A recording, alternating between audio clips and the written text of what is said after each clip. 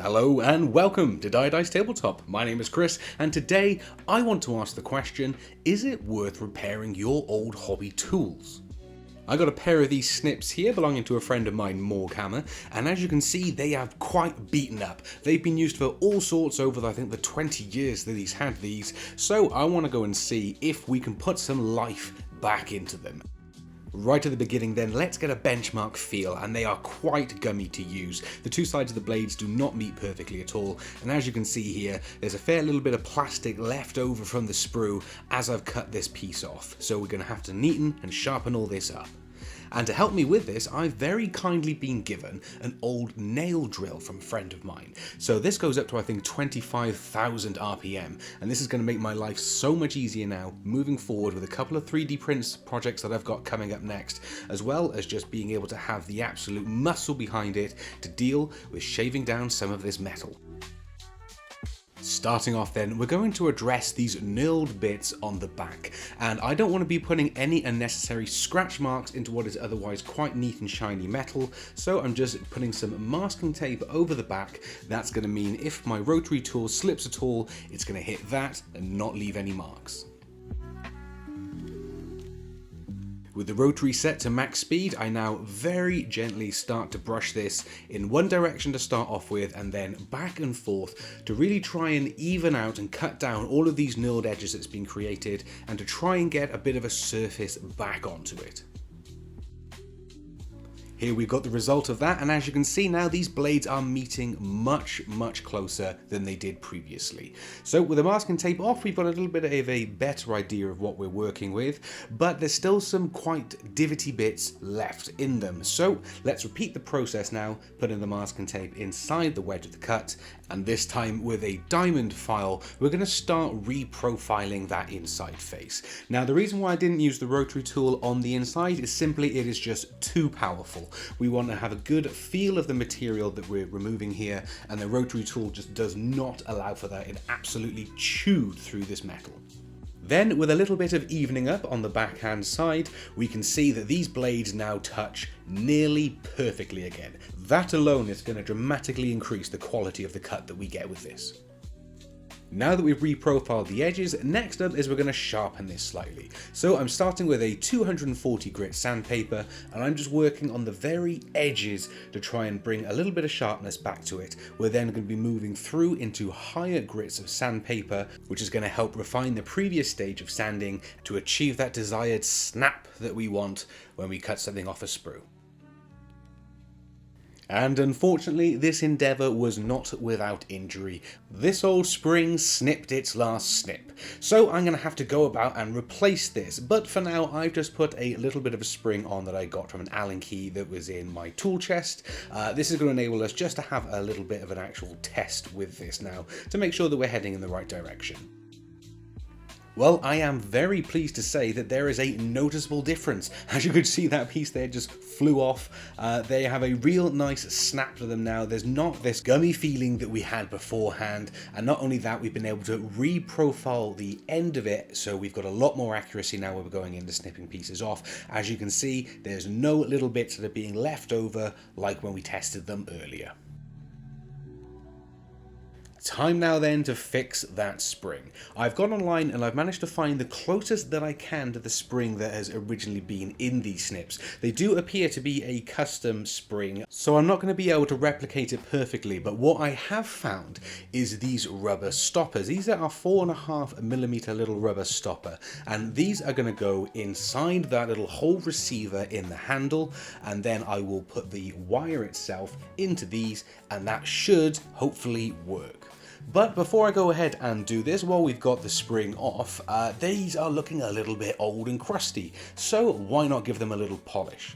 To do that, I'm going to be using Autosol, as well as my USB powered rotary, because I want a little bit more feel and control.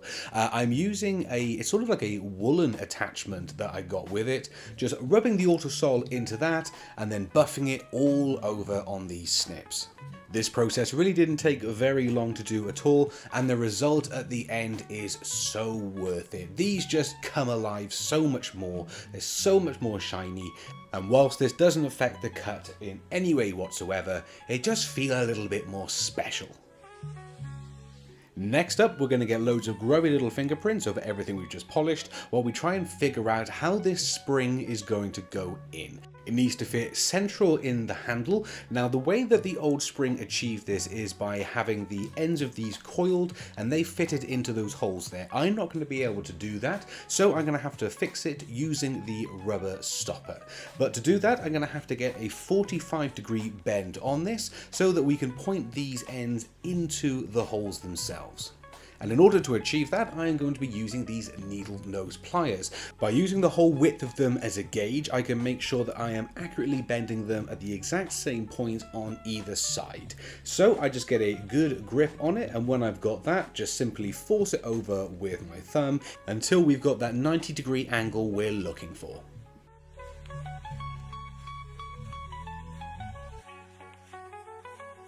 Now that we've achieved that, we can go ahead and give this a little test fit. It's a little fiddly to get this spring in just because of the way you have to sort of bend it away from itself to get both sides into their respective holes, but this has got a real nice strong feel to it now. Moving on, let's get these rubber stoppers installed. So first I want to make sure that I'm putting the round side of it is on the inside of the respective arm that we're installing it in. Now these are quite a tight fit, so it was a matter of just lining it up and then pushing them in with a pair of tweezers until we could finally force it through. After repeating the same process now on the other side, we have got our rubber inserts all ready to start putting those springs in. Which was an even fiddlier job than last time, given the extra distance now that I've had to bend this spring around and put it in. However, I'm quite happy with how this has turned out. Obviously, I would have preferred if I could get a replacement spring exactly the same, but this is exactly going to do the job and it's going to last just as long. Now, as you can see, they do protrude ever so slightly there, so I'm coming in with my scalpel, cutting into just a little channel in that rubber stopper and seating the spring in there just to get it fitting closer to the actual center. So here we have our finished result. Now obviously it went a little bit off course, but what a difference we can see just by looking at these pictures of a before and after of what we've been able to achieve. Not only did the blades meet up again, we've been able to reprofile some of the point back to it as well for greater accuracy, and overall just increase the sharpness of them as well. So let's go ahead and give them a little test now, taking some pieces off a sprue to compare how this was to when we first started the video. And I'm pleased to say it is a dramatic difference. Just take a look at how much closer now this is snipping to the actual model itself. We've got no residue or sprue left over whatsoever, and that's going to be really easy now to come over with a little knife or file and just trim up. We're also not getting a gummy feeling when cutting things off the sprue. We're getting a nice satisfying snap every time that we clip. So then, time to answer the question, is it worth restoring your old hobby tools? And it's a yes, but no. To be honest, I've only been able to achieve this because I have got years worth of stuff that I've just collected over time, files, rotaries, attachments for it. If you were to go out and purposely buy everything that you would need to start this, it would cost you probably about £100, and you could buy just so many snips for that. In addition, because of unfortunately the spring breaking, I did then have to buy a replacement spring and the stoppers as well. Those came to about £8 to £10 combined, so again, for that money you could have also bought a replacement pair of snips. However, considering that this is a sentimental tool for a friend of mine, I think all of this effort has been fundamentally worth it, and if you do have access to everything that I've used, give it a go. You are going to put a lot of life back into something that you might have otherwise just thrown away, and you'll be throwing all of those hobby memories away with it too. Just before I wrap up then, I want to give a little update on the Warlord Titan because there have been some developments since the last video, ones which I am exceptionally excited for. I'm probably going to put out a few more little videos like this now in between, well, now and when I get that final video out, because I'm just putting all efforts and energies now into just doing one big get it done video, and I really hope you're going to like what I've ended up coming up with, because we've overcome a lot of the challenges that were presented in the previous video, and my original idea, I think, is back on track. So all that's left for me to do then is to wrap this video up by saying a big thank you for watching. If you like what you've seen here and in other videos, then please support the channel by subscribing down below and also dropping a like on this video. But now I gotta go and get some more work done. So, I'll see you soon.